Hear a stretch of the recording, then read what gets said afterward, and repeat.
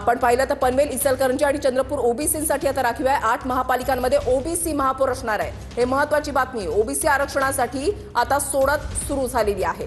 आता ओबीसींसाठी चिठ्ठ्या टाकल्या जात आहेत। ओबीसी प्रवर्गासाठी पनवेल, इचलकरंजी, चंद्रपूर आणि 8 महानगरपालिकांमध्ये ओबीसी महापौर असणार आहे। तर ती नेमकी सोडत कशी याकडे आपण आता वळलेलो आहोत। ते म्हणजे ओबीसी महापौर कोणकोणत्या महानगरपालिकांमध्ये असणार त्या चिठ्ठ्या आता समोर येतील।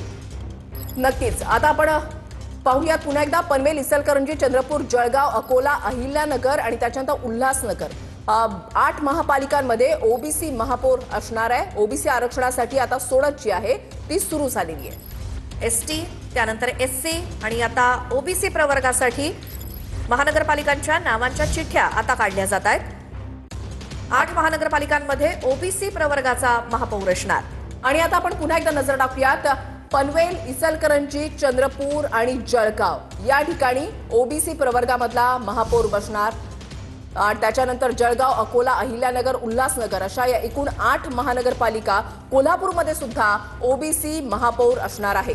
तर या काही महत्त्वाच्या महानगरपालिकांवरती विशेष लक्ष आहे। त्यापैकी आता पनवेल, इचलकरंजी, चंद्रपूर या ठिकाणी अशा एकूण 8 महानगरपालिकांमध्ये ओबीसी महापौर, अकोला, अहिल्यानगर, उल्हासनगर, चंद्रपूर, इचलकरंजी, पनवेल आणि कोल्हापूरमध्ये देखील ओबीसी प्रवर्गाचा महापौर असणार हे आता निश्चित झाले।